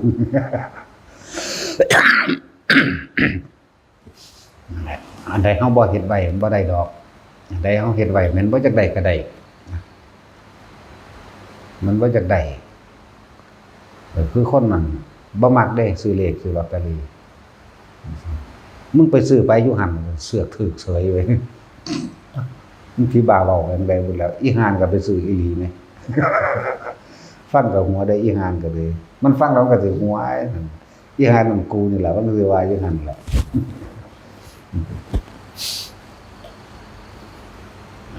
เขาเฮ็ดไว้เขาจังได้ดอกพวกบ่ได้เฮ็ดอีหยังไว้ยังหวังว่าสิได้เหมือนกันนั่นแหละกับเวลาเจ็บไข้ได้ป่วยมาเทั้งบ่มีเงินรักษาเทั้งบ่มีผู้เอาใจใส่ดูแลจะบ่ล่ะตะของเฮ็ดไว้แนวใดก็ได้แนวนั้นเด้ทำดีก็ได้ดีโอ้สั้นๆทำเลวก็ได้เลวเด้เพราะทุกสิ่งทุกอย่างตัวเองเป็นผู้สร้างเป็นผู้ทำขึ้นมาเองเดือนคือจังเขาสู่กันสงครามกันเป็นยังคือเป็นหลายๆจังซั่นเป็นยังคือไปเป็นทั้งประเทศแบบนั้นเพราะมีเหตุแห่งความสมรู้ร่วมคิดซึ่งกันและกันเสือผู้นำทั้งเบิดแต่ว่าน้ำผิดน้ำถูกไม่รู้ทำไมนั่นเขาผ้าเผากุฏิวิหารพระประเจกเขาผ้าไล่พระขับไล่พระหรือทำลายเผาวัดจังสิหรือบางพวกฆ่าหมู่ภิกษุสงฆ์ตายหรือทำให้สึกไปจังสิแม่ที่มีความเห็นเดียวกันใช่บ่คิดเจตนาเป็นเดียวกันก็ได้รับผลกรรมนำกันซั่นแหละบอกว่าเฮาตักเตือนทุกๆคนเอาไว้เวลาเขาเอาข่าวพระข่าวหมู่ภิกษุสงฆ์ลงจังอย่าไปแสดงความเห็นหยังเด้อเบิ่งซื่อๆเด้ออย่าไปมีความคิดเห็นแสดงความเห็นนำเขาเจ้าเด้เบิ่งผิดถูกเฮาก็รู้ในเฮาก็ล่ะแต่ว่าอย่าเอาความสะใจอย่าแสดงไปในทางที่หลายๆนะถ้าจะแสดงก็ขอให้แสดงไปในทางที่ให้เกิดความประสานสมานมิตรเพื่อให้เกิดความสงบระงับลงคือจังหมู่พระกับพระผิดกันจังซี่แหมเกิดเหตุจากข่าวอันนึงเอาขึ้นมาปั๊บแล้วเขาสิเฮ็ดให้คนแสดงความคิดเห็นเมื่อแสดงความเห็นแล้วเขาสิเบิ่งว่าคนหมู่มากนี่เห็นไปทางใดพอทำลายได้เขาจะเข้าทำลายเพราะมันมีความเห็นตรงกับเขาแล้วก็จะบ่ผู้เป็นหัวหน้าแท่งเรืองขึ้นมาจังซี่นะจุดประกายหรือจุดประเด็นขึ้นมาปั๊บออกข่าวมานิดหน่อยบัดนี้เขาสิเบิ่งความคิดเห็นบัดนี้ความคิดเห็นไหลไปในทางทำลายปุ๊บเขาสิเข้าจัดการทันทีเพราะว่าคนเห็นด้วยตายแล้วนี่บัดนี้เวลาพวกเจ้าเศษกรรมของพวกเจ้ามาเกิดเป็นคนก็ไปเกิดหม่องที่มันมีสงครามเกิดหม่องที่มันมีแห่งแรงน้ำกันเพราะว่าพวกเจ้าแสดงความคิดเห็นเป็นเท่ากันนั่นแหละจิตเจตนานั่นแหละคือว่าโตกรรมจักว่าล่ะซั่นแต่ห้างสิแสดงก็ค่อยแสดงไปทางสงบระงับประสานสมานมิตรไปเกิดความแต่ความเห็นเจ้าของมาตัดสินเฮ็ดหยังผู้ใดปฏิบัติตามได้มันก็ได้สำเร็จแก่ผู้นั้นนี่ล่ะบ่ได้เกี่ยวกับผู้แสดงจักว่าล่ะหรือหลายๆองค์ที่ถูกเขาสึกไปคือหลวงพ่อลงกฎจังซี่ผู้ใดเดือดร้อนคนป่วยคนที่ได้พึ่งพาอาศัยเพิ่นเดือดร้อนเห็นว่านั่นพวกเขาเฮ็ดสำเร็จแล้วเขาสึกได้แล้วนั่นคือสำเร็จก็จะบ่แต่ว่าคนที่สมรู้ร่วมคิดกับเขาบักอันนี้ลงนรกแน่นอนผู้เป็นจุดประกายนี่1,000,000%เลยบ่มีอย่างอื่นบ่เป็นอื่นเลยนั่นแหละบัดนี้พวกแสดงความคิดเห็นไปอันเดียวกันก็ไปนั่งนำกันนั่นแหละเป็นซั่นจะมาเล่นกับไฟเด้มันบ่ธรรมดาเด้พวกนี้บัดนี้ถ้าสิเทียบนะภิกษุที่ยังมีศรัทธาอยู่ที่ยังเฝ้าฝึกหัดปฏิบัติตนเองอยู่ในมรรคหมายถึงว่าก็มีความศรัทธาจะทำให้แจ้งซึ่งโสดาบันจะทำให้แจ้งซึ่งสกิทาคาอนาคาจนถึงอรหันต์เข้าใจบ่นี่แต่บ่ทันบรรลุก็สร้างบุคคลผู้ใดทำร้ายทำให้สึกไปมีโทษภัยร้ายยิ่งกว่าเผาวัดจากบ่นี่เผาวัด100 วัดนั่นน่ะยังไม่เท่ากับทำภิกษุผู้ยังมีศรัทธาในมรรคผลนิพพานอยู่แม้เพียงองค์เดียวเข้าใจว่าล่ะคนผู้เดียวนี่คนผู้เดียวภิกษุสงฆ์องค์เดียวถ้าเพิ่นฝึกหัดปฏิบัติของเพิ่นแล้วจนรู้แจ้งได้แล้วปุ๊บสามารถสร้างวัดได้ภายหลังได้พอก็เอาคนนั่นแหละมาสร้างมันบ่ล่ะนั่นสิทุบทำลายพระพุทธรูปพุทธปฏิมากรเป็นสัญลักษณ์แต่ว่าก็ยังไม่อาจสามารถสู้ทำลายศาสนาบุคคลหรือบุคคลผู้นั้นใดเด้โอ้มันธรรมดาเด้อแนวมื้อนี้ แต่ว่าพวกบ่ศึกษาลึกๆละเอียดอันนั้นเว้าแนวใดมันก็ฟังดอกเนาะบ่ฟังก็สั่งแมงดอกว่า นั่นแหละจังว่ามันเป็นเรื่องเฉพาะตนจริงๆได้แนวมันเป็นความรู้เป็นความรู้ที่เฮาเห็นมาที่เฮาเบิ่งบุพกรรมของแต่ละคนก็เป็นความรู้ของเฮานั่นแหละบ่เป็นอื่นอันพวกเฮ็ดจังซี่เข้าใจบ่ล่ะลงแน่นอนนั่นแล้วก็คือในตำราว่าไว้นั่นล่ะคือเทวทัตจังซี่แม่คือกินสมาในเวกาจังซี่แม่โกกาลิกะจังซี่แม่ลงแน่นอนจังซั่นแล้วเกิดมาได้ไปรับเศษกรรมอีกเพราะแห้งได้เอาเทวทัตว่าเมื่อพ้นจากกรรมพวกมันไปเว้าเอาแต่หม่องพ้นสำเร็จเด้ว่าจะได้เป็นพระปัจเจกองค์หนึ่งชื่อว่าอัตติกะปัจเจกพุทธะอัตติกะก็แปลว่ากระดูกจักบ่ล่ะพระปัจเจกผู้มีหนังหุ้มกระดูกอดอยากหิวโหยไปใส่ทั้งใดไปบิณฑบาตทั้งใดก็บ่ได้เด้มันจักบ่นั่นน่ะแต่บ่ตายจักว่าล่ะนั่นซั่นแล้วอติกาปัจเจกพุทธะเป็นพระปัจเจกอยู่พวกเจ้าเพิ่นพอยังเพิ่นขวางวัตถุกอย่างอยู่แล้วแม่จักว่านี้ขวางชื่อเสียงพุทธเจ้าแน่เป็นผู้บ่มีชื่อเสียงพร้อมเด้จักว่าล่ะผู้ใดนั่นเขาก็บ่สนใจจอยแห่งเหลือแต่หนังหุ้มกระดูกแต่บ่ตายหากินใบไม้ใบไหลเป็นมื้อนั้นแหละจังซั่นแหละโอ้ยกว่าสิถึงมังหันได้ติแสนพระพุทธเจ้าเอาแมงพันล้านแล้วเป็นหยังเนาะกว่าสิขึ้นจากนรกนะขึ้นมาแล้วก็บ่แม่นว่าเปลี่ยนเลยเด้รู้จักบ่นี่มันบ่ได้เปลี่ยนเลยเด้นั่นน่ะขึ้นจากนรกว่าปึ๊บสิว่าเป็นพระปัจเจกเลยบ่แม่นแบบนั้นอันใดที่เคยกันทั้งใบรับให้เบิดซะก่อนเด้นั่นน่ะโกกาลิกะกินสมาในวิกามื้อนี้มันก็คู่กันเลยเห็นบ่ล่ะไปพร้อมกันคือเก่าเด้แต่กินสมาในวิกาบ่หนักปานนั้นแต่ว่าเกิดมาทุกข์ทรมานอยู่ตลอดธรรมดาเด้บ่นั่นน่ะเว้าในตำรานี่จักหน่อยแต่ว่าก็นอกตำราเอาสื่อคนในตำรามาเว้าจังซั่นแล้วอันพวกมื้อนี้ก็นักบ่ต้องห่วงดอกพวกเพิ่นหาจับพระศึกนั่นน่ะธรรมดาบ่นักทั้งนั้นปากขึ้นก็อ้างแต่ว่ากฎหมายเฮาต้องใส่กฎแห่งกรรมกูบ่ฟังอย่างเดียวอยากว่าอันใดสิละเอียดละอออันใดสิสุขุมคัมภีรภาพลึกล้ำยิ่งกว่าพระธรรมพระวินัยของพระพุทธเจ้าบ่มีดอกคนกิเลสหนาตัณหาหยาบหาแต่สื่อหาแต่เสียงหาเงินเท่าเลี้ยงลูกเลี้ยงเมียอยู่ฆ่าสัตว์กินเหล้าเมายาเข้าบาร์เข้าผับอยู่สิจังได๋จังสิมาจักความละเอียดละออจังได๋สิมาจักพระวินัยได้เนาะนั่นแหละเฮาจึงบอกว่าใส่กฎแห่งกรรมมาร้ายกูก็ต้องทำร้ายคือกันจักว่าล่ะนี่แหละนี่เว้าเตือนไว้เสมอพอต่อไปเฮาสิมีจักว่าล่ะซื้อปืนไว้ระเบิดไว้พระมื้อนี้ก็ฝึกยิงปืนไว้เอาวางคิดเป็นกลางบ่บาปดอกส่งชาติยิ่งเลยไปยิงคนมันบ่บาปดอกพวกเฮาต่อไปสิมีนั่นแหละต้องป้องกันไว้หาวิธีป้องกันดีก็แก้ไขเด้รู้จักบ่ป้องกันกับแก้ไขคนละอย่างเด้จังซั่นแล้วมาได้ก็สร้างที่บ่เกี่ยวกับการบำเพ็ญกุศลสาธารณกุศลประโยชน์บ่ให้ความร่วมมือไล่หนี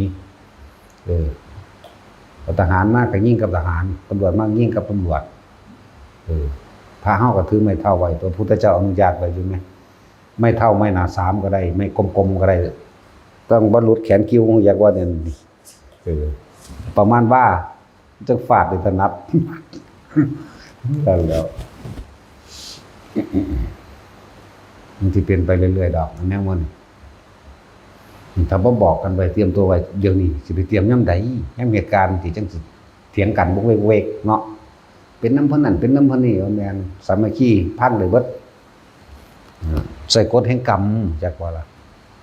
กฎแห่งกรรมยุติธรรมเสมอบ่ฮู้ยิ้มบ่เพราะว่าบ่มีผู้ใดนำความยุติธรรมมาให้เฮาได้นอกจากตัวเฮาเองสร้างเองเด้อเหมือนกับเฮาสร้างวัดนี่เฮาสร้างวัดนี่ด้วยลำพังมือเปล่าเฮาทั้งนั้นเลยบ่เคยได้รับงบประมาณจากหน่วยงานราชการทั้งใดบ่มีจากรัฐบาลทะแบนทั้งใดบ่มีแต่เฮาก็บ่ไปหาย่างเลี่ยไล่ขอกับไผอีกมาโดยศรัทธาล้วนๆใช่ว่าล่ะเฮาบ่ได้ไปบอกบุญเลี่ยไล่ลักษณะนั้นมีแต่เชิญชวนให้คนสละทานซื่อๆเด้นั่นบ่ครับแต่เฮาย่างเข้าร้านนั้นร้านนี้บ่ได้ไปจักเทื่อจิ้มซ่องจิ้มหยังมื้อนี้มีแต่พวกเขามีความศรัทธาแล้วเขาพากันเฮ็ดเอาเองสิให้เฮาไปพิมพ์เฮาเป็น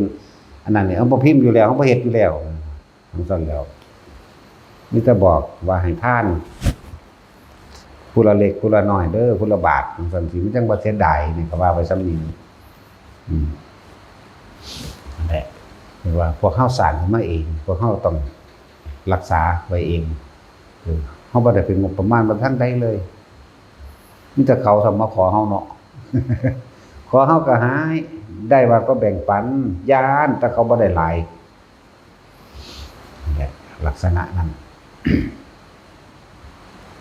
ตนแรกเป็นที่พึ่งของตนก็ว่าไม่มีใครเอาความยุติธรรมมาให้เราได้นอกจากเราต้องสร้างมันขึ้นมาเองจะว่าล่ะไม่มีใครปกป้องเราได้นอกจากตัวเราเองอีกเนี่ยอัตหิอัตโนนาโถก็ดี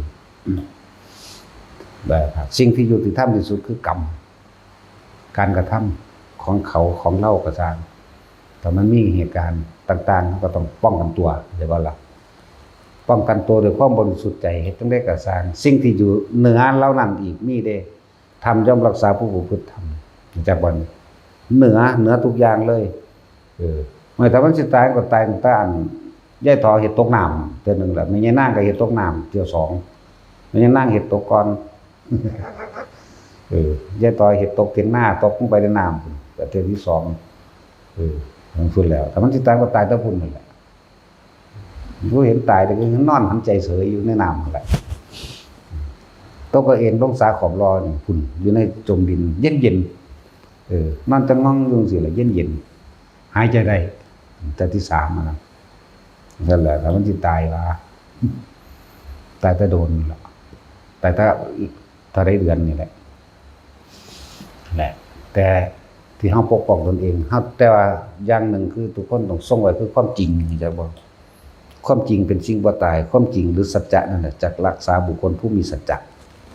คือเพิ่นเลยเอิ้นว่าธรรมรักษาผู้ประพฤติธรรมก็แปลว่าความจริงย่อมรักษาผู้กระทำตามความจริงแต่ว่านี่นั่นแหละแปลให้ฟังหันมาเรื่อง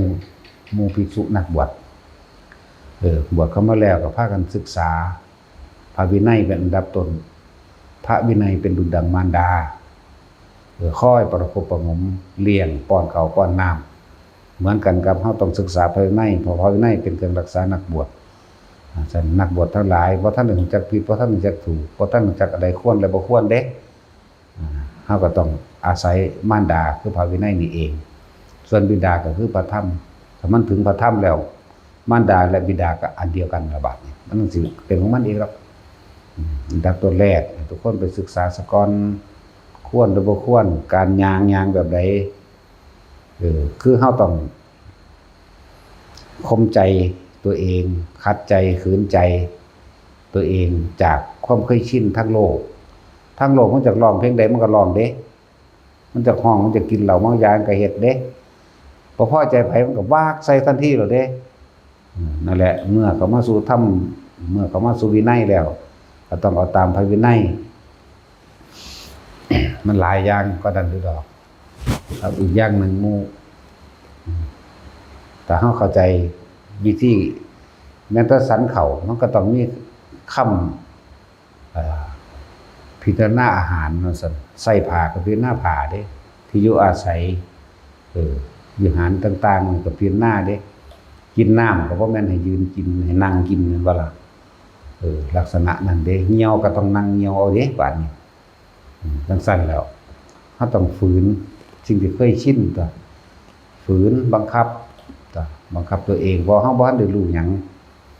แล้วก็เข้าใจว่าอันใดเป็นอาหารอันใดเป็นน้ำเด้บัดนี้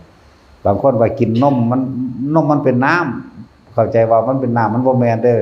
มันเป็นอาหารนมตัวเหลืองกับสังแลคโตซอยก็ตามจังบ่ล่ะนั่นแหละซุมื้อนี้มันมันทั้งหลายอย่างเนาะเดี๋ยวก็เถียงกันอิหยังสาหร่ายเท่าแก่น้อยก็ว่ากินได้อีกเอาเข้าไปตะกี้มันบ่ได้ปานนั้นจังว่าน้ำอัฐบาลก็มีอยู่8ผลไม้นึงเด้ล่ะมีหมักม่วงหมักลิ้นจี่หมักลำไยแต่เฮ็ดให้มันเป็นน้ำคั่นเอาเฉพาะน้ำบ่แม่นเอาตอนจังซั่นแหล้วหมักสมหม้อหมักคำป้อมมื้อนี้จักว่าครับนั่นแหละเอาตามนี้โลด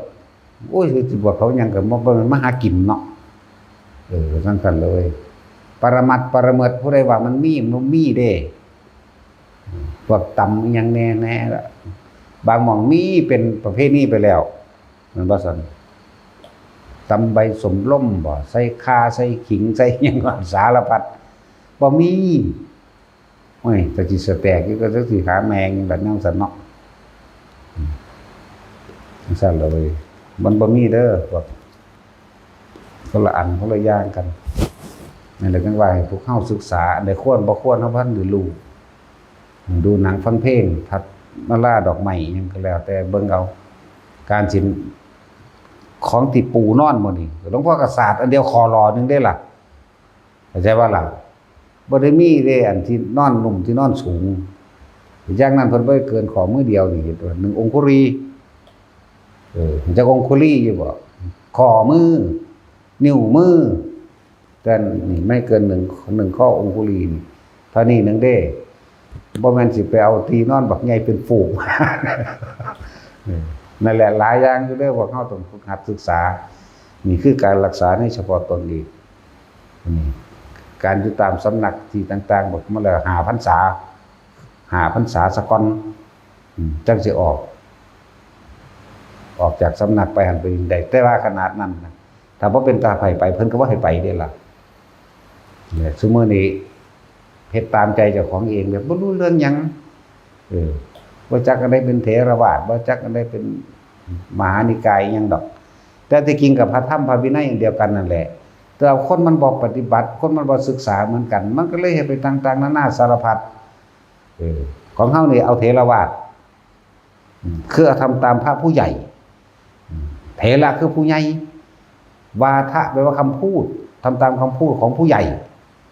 เถรวาทซุมื้อนี้ว่าธรรมยุทธ์เรียกว่าล่ะซั่นแล้วเฮาตามนี้5 พรรษาขึ้นไปจังไปซุมื้อนี้กะว่ากูมาอาศัยบวชกูสิไปบังหันกูสิไปอยู่หม้องนี้เด้แค่นี้ก็บ่ผ่านแล้วยังเฮ็ดตามตัณหาเจ้าของเฮ็ดตามตัณหาไปสอนภาวนาบัดเขาติดขัดมานี่แก้เขาบ่ได้ระวังเขาเป็นบ้าอยากบ่ล่ะเป็นบ้าเด้อตัวเองก็ยังเอาตัวเองบ่รอดบัดนี้แน่ไปเขาเสือกเฮ็ดเก่งผู้เป็นอาจารย์บัดนี้บัดนี้มันเหนือก็นั่นแก้บ่เป็นได้บัดนี้ตัวเองก็สิมีส่วนแห่งความเป็นบ้าเหมือนกันอยากบ่ล่ะมันธรรมดาเด้สติวิปลาสต่อมาก็เป็นวิปริตไปเลยเด้บ้าเด้บัดนี้มันบ่แม่นของเล่นๆเพราะว่ากูเฮ็ดแบบนั้นกูสอนแบบนี้เลยย่านอยากให้คนมาศรัทธาอันนั้นอันนี้โอ้ยจังแม่นอีหยังดอกหลายอย่างอยู่ดอกเนี่ยเพิ่นเอิ้นว่าบ่ทันได้พ้นนิสัยเก็บผ้าน้อยผ้าหลายนั่นฮู้จักบ่แต่พ้นนิสัยไปแล้วสิเก็บผ้า3 ผืนนั่นนี่ก็ว่าไปได้อยู่บ่ทันฮู้จักอยู่นี่ตอนแรกก็ผ้า3 ผืนผืนเดียวนี่ซะก่อนหมายถึงไตร3 ไตรจังซี่น่ะแต่5 พรรษาขึ้นไปแล้วจังซี่ก็ว่าไปนั่นเลยพากันศึกษาเอาไงนี่บวชเข้ามาแล้วจอบตัดสินนี้ไปเป็นผู้วิเศษอยู่ทั้งไม่เอาโลดตัวเองยังบ่ทันนี่เอาตัวเองรอดนั่นแหละบ่แม่นว่าสิเฮ็ดแนวใดก็เฮ็ดได้เด้ นุ่งผ้าเหลืองก็มาแล้วมันจะเป็นผู้วิเศษโลดเนาะพรรษาสักวันยังไปหรือบ่ถึง5ก็สร้างถ้าเพิ่นเบิ่งแล้วตัวนี้ผู้นี้เอาตัวรอดได้แล้วถ้าไปบอกสอนผู้อื่นจังสิก็สามารถแก้ปัญหาต่างๆในสติวิปริตวิปลาสให้เขาได้ใช่บ่ล่ะนะก็เบิ่งอยู่ดอกบ่แม่นว่าบ่อยากให้ไปดอกว้ายอยากไปทั่วโลกพุ่นล่ะเนาะจะไปทั่วประเทศพุ่นล่ะมีสมองของตัวแต่ว่าตัวเองยังบ่รอดอยู่นี่ก็จะไปถึงเวลาบ่รู้จักการบ่รู้จักเวลาบ่รู้จักสิ่งที่สมควรหรือบ่สมควรเด้อ่านมาสอนคนอื่นนั่นน่ะมันก็สอนได้อยู่ดอกแต่ว่าเวลาเขาเจ้าปฏิบัติไปแล้วสิแก้แนวใดตัวเองบ่มีประสบการณ์นั่นบ่ล่ะสิไปแก้จังได๋เว้าไปตามความเห็นเจ้าของแต่ว่าบ่เป็นตามความจริงนี่แหมนี่ระวังไว้ดีๆพวกนี้บาปกรรมนั้นก็ย้อนใส่เจ้าของเองนั่นแหละมีตะขาดแค่นี้เราคิดว่าแล้วเขาก็ให้เขาเฮ็ดไปตามนั้นตามนี้มันหนักกว่าเก่าเด้นั่นแหละเมื่อถึงการเวลาสมควรมันต้องเป็นของมันเราเองดอกมันบ่ว่าจะไปยุ่งกับไผมันก็ได้ยุ่งคือเก่าแหละมันอยู่ในป่ามันก็ได้ออกมาคือเก่าแหละมันเป็นของมันดอกพอความเกี่ยวพันความที่เคยทำบุญไว้ในการก่อนร่วมกันมันก็ได้คุยมันก็ได้มาออกว่าแสดงอยู่เราเลยแต่ว่าพวกบวชก็จอเขามาอยากแสดงเลยพี่มันพอแห้งในพวกนี้จะสิไปแสดงเอาหยังระวังแนวมื้อนี้เฮ็ดให้ผู้อื่นเป็นสติวิปลาสหรือบ้าไปเลยตัวเองก็ได้รับโทษบาปเหมือนกันเด้แก้เขาบ่ได้นะมันถึงว่าบางที่ลูกศิษย์เก่งกว่าอาจารย์เด้ธรรมดาโอ้ยแต่อยู่ในสมัยการโบราณก็ยังมีเด้นั่งหยังล่ะนั่งเทศนั่งมาติกาหรือหยังนี่แหละนั่งมาติกาแล้วก็เป็นฆราวาสพระญาณเราเบิดเอาโลดเพราะเรารู้ว่าเราคิดผู้อื่นได้พอถ้าคิดจะกินหยังเราเฮ็ดไปให้โลดไปถามเราตรงๆแล้วเว้าตรงๆเด้บาดว่าสิเว้าตรงๆจากอายเล่าจนว่าพากันหนีตัวบ่ล่ะก็พระพุทธเจ้าคิดอะไรอยู่ล่ะไปถามเราตรงๆว่าอุบาสิกามาติกาได้ยินว่าเธอเป็นผู้รู้ว่ารากิจคือความคิดของผู้อื่นได้บ่ฮู้อยู่บ่ตอนนี้ว่าอาตมาคิดว่าจังไดเพิ่นก็บ่บอกตอนนี้เพิ่นบอกเรื่องเมื่อวานนี่คิดอยากกินแกงอ่อมแม่นบ่ก็ได้กินแล้วเด้แกงอ่อมนั่นก็สะดุ้งขึ้นมาเด้บัดมันซั่นแล้วสุดท้ายก็มีพระผู้หนึงเขาเจ้าเคยเป็นผัวเมียกันมาก็มาก็จักมาพิสูจน์อันนี้แหละแต่ก็ปฏิบัติไปติดอยู่อันหนึ่งอย่างว่าไปติดอยู่หนึ่งระลึกศาสตร์ไปศาสตร์ที่99เกิดความขับแค้นใจว่านั่งเคยฆ่าอย่างว่านึงเคยเห็นให้เพิ่นตายนี่บัดนี้เพิ่นก็เลยบอกพระคุณเจ้าระลึกไปชาติที่104ครับจังฮู้ว่าอ๋อจังลงใจกันได้มันต้องแก้กันได้เด้จักนั่นแหละนั่งมัตติกายังนี่ละชื่อว่าจังซี่ละพระนิยานได้จนนี้นั่นแล้วเพิ่นก็แนะนำอยู่แต่ว่าวัตคิดยังขึ้นส่วนมากคิดอยากกินนั่นอยากกินนี่นะเพิ่นก็ให้คนจัดหาให้โลดเข้าใจว่าล่ะจัดหาให้โอ้บ่ได้กลับไปหาพระพุทธเจ้าย่านหลายเพราะว่าเฮาสิคิดเลวหรือคิดดีนางคนนี้รู้ทั้งเบิดเลยพุทธเจ้าบอกนั่นแหละดีแล้วเธอทั้งหลายกลับไปเป็นหยังคือว่าคิดแต่เนี่ยมันดีๆก็สิไปคิดเนี่ยมันหลายเฮ็ดหยังภิกษุ30องค์นั้นไปแล้วก็มีภิกษุผู้สุดท้ายหมู่นี่แหละไปสิเคยเป็นผัวเมียกันมาก่อนอดีตชาติภาวนาไปดีขึ้นไปฆ่าอยู่อันเดียวหม่องภาวนาว่าศาสตร์ที่99นี่เคยเป็นอยู่นำกันฆ่าคนตายนะเลยแค้น จักว่าล่ะเลยบ่บรรลุอีหยังไงวะนี่เพราะแต่เพิ่นบอกว่าพระคุณเจ้าเพิ่นบอกข้างในซั่นเด้จงระลึกไปชาติที่100สิจึงไปเห็นปุ๊บว่านางนี่ก็เคยตายแท่นเคยรับลูกธนูแท่นผู้อื่นได้จังโล่งใจโอ้นางเป็นพ้นมีคนมากคุณมากนี่จังเข้าใจได้นี่เขาเจ้าแก้กันก็เลยบรรลุอรหันต์นางก็บรรลุอรหันต์เหมือนกันบัดสิตายแล้วก็จิตสุดท้ายแล้วก็เป็นพระอรหันต์นั่นแหละบัดนี้ผู้นี้บรรลุแล้วเพิ่นก็เรียกว่าอุบาสิกาเธอจงอย่าประมาทนี่เพิ่นสอนกันขึ้นบ่สอนกันขึ้นเพิ่นแก้กันขึ้นเด้อเธอมาติดอะไรในห่วงใยตรงนี้ติดพระคุณเจ้านั่นแหละก็รอพระคุณเจ้านั่นแหละพอเคยมาทำมานำกันบ่เลยว่าไม่ต้องห่วงเราอาตมาดอกจงทำตัวเองให้แจ้งเถิดเพิ่นก็ระลึกไปเหมือนกันบรรลุอรหันต์ก็ตายเหมือนนั้นแต่นี่แนวนี้แหละมันก็โยงใยมาถึงว่าพวกไปหาสอนนั่นสอนนี่เขาแล้วเขาเก่งกว่าโดนแก้บ่ได้ที่ไปข้างหน้าเด้แก้บ่ได้แล้วบางที่เอาความคิดเห็นแต่ของไปแก้โดยแต่ของบ่มีประสบการณ์มั้ยเขาเฮ็ดนำต่อไปผิดเพี้ยนเบี้ยนไปเรื่อยได้บัดนี้จังซั่นแหละมันเลยเป็นของค่ามันเลยเป็นสติวิปริตประหลาดเดี๋ยวบ่ดีแต่ของไปใส่ไฟเขาซ้ำว่าวิปลาสแล้วซ้ำจักว่าล่ะกันสิก็มีเด้นั่นแหละจักหาพรรษาก่อนจังไปจากนั้นก็ดีหรือว่าถึงหาแต่เฮาเบิ่งแล้วไปได้อย่างนี้ก็ไปก็ให้มันพ้นนิสัยกันเนาะเรียนรู้เอาอุปนิสัยต่างๆเรียนรู้ขอวัดปฏิบัติซะก่อนอันนี้อยากเฮ็ดจังได๋ก็สิเฮ็ดไปตามเจ้าของนั่นแหละหลายอย่างอยู่ดอกจะใจฮ้อนเนาะจะใจฮ้อนให้ไปเรื่อยๆจะฮู้ว่าเพิ่นเป็นจังได๋ก็อยู่นำเพิ่นนานๆซะก่อนนั่นล่ะเว้ยเนาะมาเห็นว่าบ่ม่วนก็ว่าตัดสินใจให้เฮาแล้วเนาะย่ามมันนั่นว่าบ่ม่วนจังซั่นจังซี่ก็มึงหั่นแหละบ่ม่วนเหมือนกูอะไรว่าล่ะถ้าว่าเพิ่นดีก็มึงหั่นแหละดีบ่แม่นกูเหมือนเดิมนั่นแหละเขาบ่มีดีบ่มีเลวบ่แห้งนั่นล่ะเขาบ่มีบุญบ่มีบาปแต่กูก็บ่รู้เด้กูก็มารู้ว่ากูเป็นอะไรเด้เอาสวัสดี